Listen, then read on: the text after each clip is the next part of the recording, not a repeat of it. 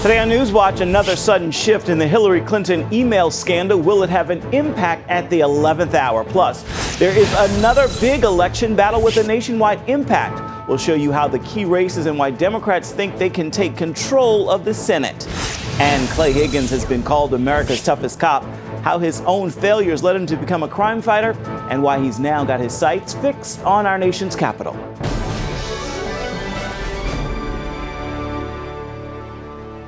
Thank you so much for joining us for CBN NewsWatch. I'm Ephraim Graham. Less than 24 hours until the election, and now the FBI director says James Comey says the investigation into Hillary Clinton's newly discovered emails is over.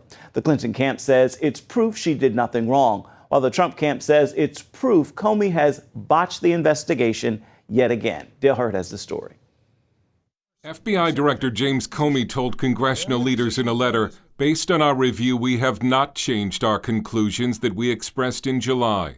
One source says the new batch of emails contained duplicates the FBI had already reviewed. Donald Trump attacked the move. Right now, she's being protected by a rigged system. The Clinton campaign, which wants the issue out of the news, simply said it's happy the matter is resolved.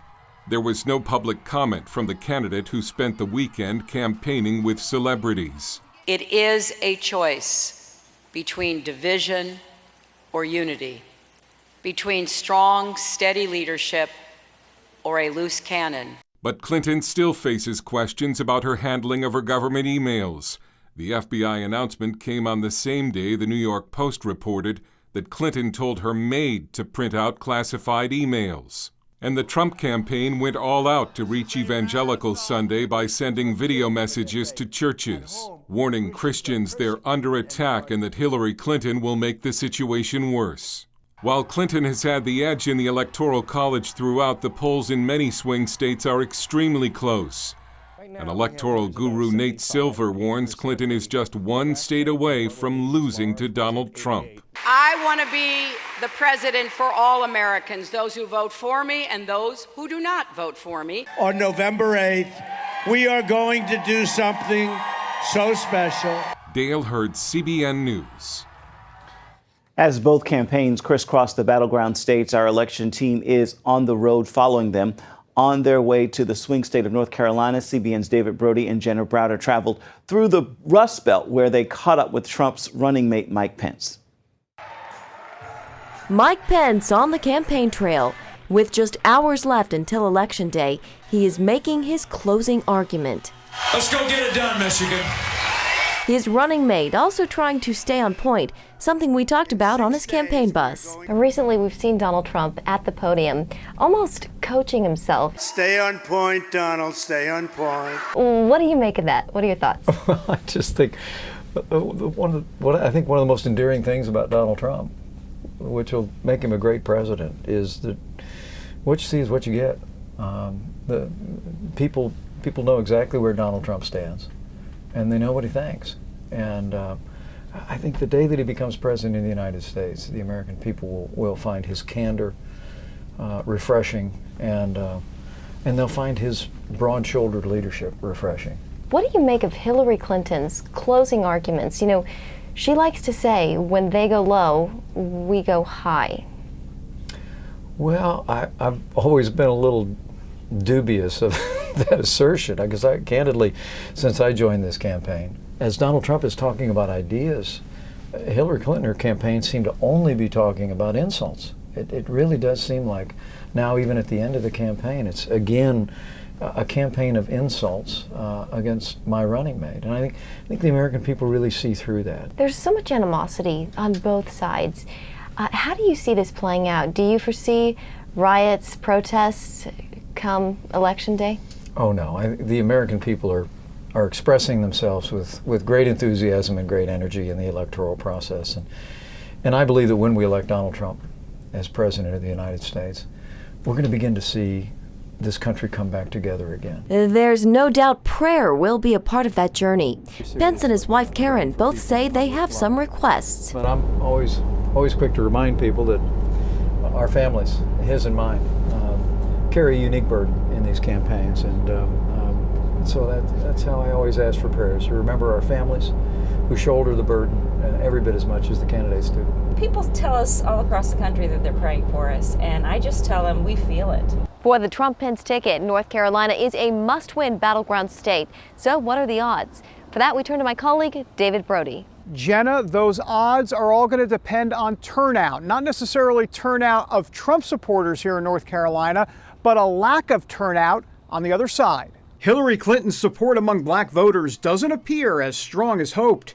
African Americans came out in historic levels for President Obama. But so far, early voter turnout here in North Carolina is way down, about 16% lower. Given the sizable African American population in the Tar Heel state, a significant dip would be problematic for Clinton. But Renee Boston Hill, chairman of the Pitt County African American Caucus, says enthusiasm is higher than people think. I have worked the polls every single day since the election started. I try to spend at least a couple of hours out there. And I can say that there's been a heavy presence of the African American community here in Pitt County getting out to vote. Another concern is possible intimidation. The NAACP is suing the state for allegedly canceling voter registration of mostly black voters. Boston Hill says her group remains focused. Our efforts have always been to keep it moving and to get the vote, to get people to the polls and get the vote out. Meanwhile, conservatives are working to win black voters too. This ad campaign targets black millennials, hoping to convince former Bernie Sanders supporters to board the Trump train. It's all playing out in a key battleground state that will likely determine who wins the presidency. David Brody, CBN News in Greenville, North Carolina. CBN News will have live election coverage throughout the night tomorrow. You'll be able to see incoming results starting at 8 o'clock in the evening, around the clock on our CBN News Facebook page and on our CBN News channel as well as website. Be sure to check that out. And we'll be keeping you up to date on another key aspect of this election, the important Senate races in key battleground states, many of them too close to call. Control of the Senate hangs in the balance, and both parties are scrambling in the waning days of the campaign. Our John Jessup is on this story. No matter who wins the keys to the White House, they'll still have to deal with the People's House, better known as Congress, which can make or break a presidency. How the Senate goes, how the House goes, will determine a lot about whoever the president is and how that person can govern. 34 Senate seats are up for grabs, and Republicans face a tough fight to maintain control. The GOP has 24 seats in play this election cycle, while Democrats only have 10. I confess I do not have a sense of where the Senate's going to go. It looks like the Democrats are a little ahead at this point, but as we know, a lot can change in a few days in this campaign. Carlin Bowman, an elections expert at the American Enterprise Institute, believes this contest could be decided in 6 toss-up states. I'm going to look very closely at both Florida and North Carolina, both for the presidency and the Senate overall, because I think those are states that will close earlier than some of the ones in the West. You can change your vote to Donald Trump. We'll make America great again, okay? Donald Trump's outsider status resonates with his core supporters. But analysts, and even some Republicans, blame Trump's controversies for dragging down other GOP candidates on the ballot. Ted Strickland respects the rights of women to make their own decisions. Rob Portman fights hard for working families. In Ohio, Senate Republican Rob Portman is expected to easily win re-election and possibly help carry the Republican nominee in the state. CBN chief political correspondent David Brody sees the same effect in another key battleground. A lot of folks think that the poll numbers in Florida, believe it or not, which are actually relatively decent for Donald Trump, is because Marco Rubio is actually carrying Donald Trump. With some polls showing Democrats on track to win a narrow majority, one Republican super PAC dumped $25 million in the closest Senate races, a last-minute drive to help keep control. Well, they're feeling nervous. They are not just in danger of losing the Senate, but they're in danger of losing even more seats, to the point where it would be much easier for Democrats to control not just the Senate, but the agenda within the Senate. That's crucial, especially when it comes to nominees for the Supreme Court and other posts, as well as the president's policies and pet projects. Hillary Clinton has been very clear. She's going to use that executive order pen, and she's going to start doing some things as it relates to regulations in this country. And so she may bypass the Senate, Republican or Democrat. Conversely, the same might be said for Donald Trump, though he has said he will use it sparingly, a lot less than Hillary Clinton. And Americans won't see how that next chapter begins until the drama of this election finally ends. Whoever controls the Senate and whoever the next president will be, they will face the problem of the huge national debt. It's projected to reach $20 trillion early next year. And over the next several years, it could climb much higher as interest rates start to rise yet again. That could mean Washington could try to cut government spending or possibly raise taxes. Franklin Graham is urging American voters to pray with him during a Facebook Live event before the election. He says this is, quote, the most critical election of our time, urging Christians to get out and vote.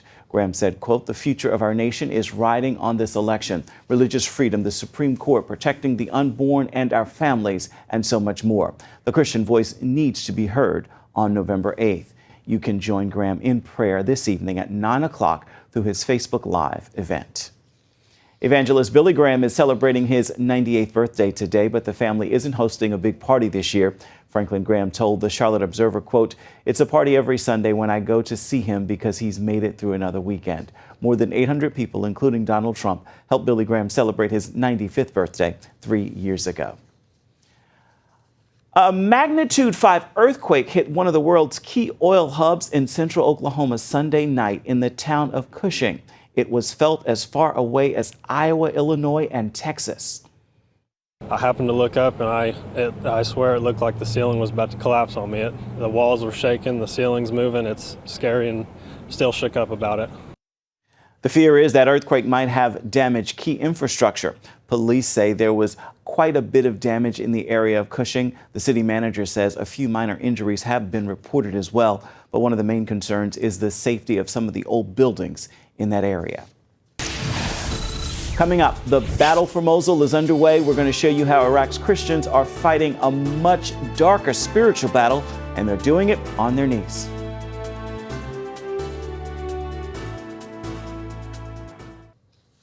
The Archbishop of Canterbury has spoken out against the persecution of Christians in the Middle East and other parts of the world. Speaking at an interfaith gathering in Abu Dhabi, he said Christianity is both the largest and most persecuted faith, and he called the situation, quote, intolerable. Kurdish and Iraqi military forces are gaining ground in their quest to take Mosul from the Islamic State, but that's not the only battle in the region. As Chris Mitchell shows us, Christians are waging a spiritual fight for the future of the Middle East. Officials expect it could take months to liberate the Iraqi city of Mosul from the grip of ISIS. While that's happening on the ground, a different campaign is taking another route. A growing prayer movement is spreading throughout the Middle East. These houses of prayer are praying for God's plan to be fulfilled in perhaps the most volatile region on earth. So we're just seeing an increase of hours of prayer meetings, both from believers, local believers, and also people outside praying for the Middle East and coming here to pray as well. This is the Mesopotamia House of Prayer in northern Iraq, known in the Bible as Assyria. Co-founder Fabian Gresh says they're praying for the fulfillment of Isaiah 19, which says, in that day Israel will be one of three with Egypt and Assyria, a blessing in the midst of the land, whom the Lord of hosts shall bless, saying, blessed is Egypt, my people, and Assyria the work of my hands, and Israel my inheritance. So in order for that to happen, for Assyria, this region, the Middle East, all Muslim countries, to be a blessing on the earth, we need to become a habitation of the presence of God. And in order to be a habitation for the presence of God, God is building the altar of prayer and worship, and this is exactly what we're seeing in these prayer meetings. With so much carnage in the region, this fulfillment might seem far-fetched. Gresh says in light of all the bad news, it's important to know where to look. We are to look to Jesus, we are to look at God's promises in His Word, so we would be influenced by Him and not by what happens around us in this world. We easily get influenced by darkness and what happens and affects us. But if we look at Jesus and look at his word, we see that God wants to pour out his Spirit. He's coming back for a bride, and he will have it even here in the Middle East. So we just simply need to look to Jesus, not be influenced by bad news, and hear good reports of what Jesus is doing. This way it stirs our hearts and gives us hope to believe for more. Chris Mitchell, CBN News, Erbil, northern Iraq. Up next, meet the Cajun John Wayne, who became a viral star after taunting gangs, while he still has a surprising soft spot for the criminals he wants to put behind bars.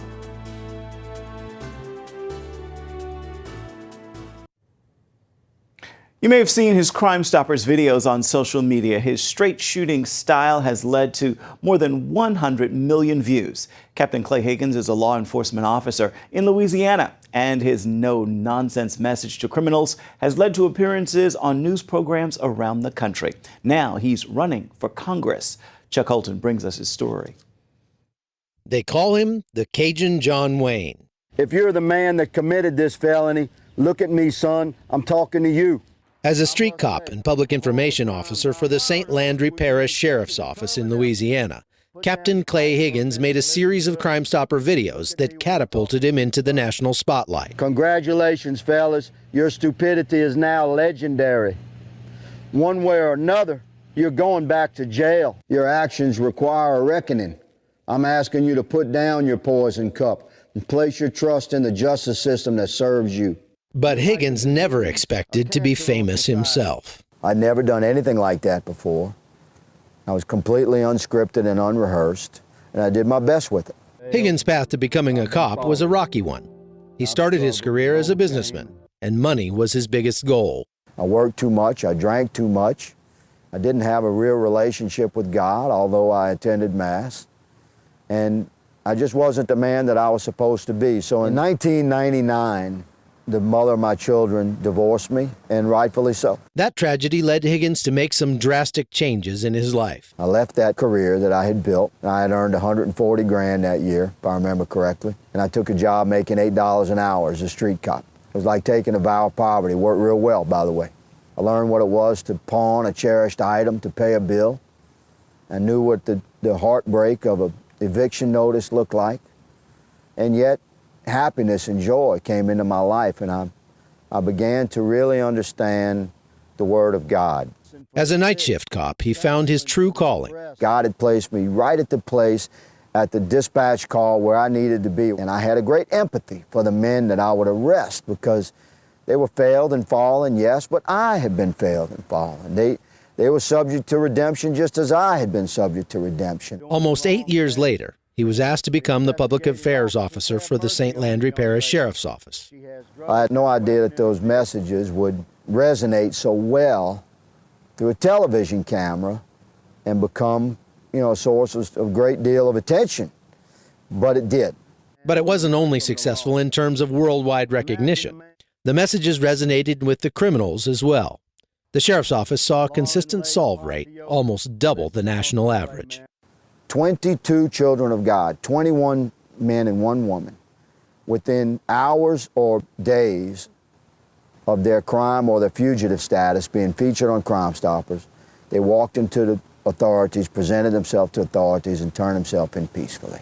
But the popularity came with a price. The ACLU in Louisiana took issue with this tough guy stance, prompting the sheriff telling Higgins to tone down his message. And the sheriff and I just had a principled difference on how to respond to the world's response. So I resigned, but not out of disrespect for my sheriff at all. You'll never hear me say a disparaging word about the man. Some horses just don't run with bit in their mouth. I'm one of those horses. So although I love and respect my sheriff, I must resign. And my wife and I live a humble life, man. We live in a 65-year-old, 1,000 square foot wood frame home. For us to step away from that steady paycheck as a captain shook me up. But God had bigger plans. Thousands of American patriots messaged me, imploring me to seek federal office. I had many job offers within an hour. I probably had 20 good law enforcement job offers, but I've learned through my life to be patient and to let the Lord manifest His intentions for you on your path. Several weeks later, Higgins and his wife made their decision. It's my humble honor to stand before you tonight as a candidate for United States Congress. Higgins hopes to apply his hard-nosed approach in Washington, D.C. He's one of 3 Republicans running for the open congressional seat, including former Lieutenant Governor Scott Angel and former State Representative Brett Guyman. Listen, I'm an imperfect man driven by the perfect intent to serve my God, my country, and my family. And Higgins hopes his message will motivate like-minded men to follow his example. We all stand to gain by the restoration of America. I've said many times in my career that a man's character shouldn't be measured by how he falls. It should be measured by how he stands back up. In many ways, our nation has fallen.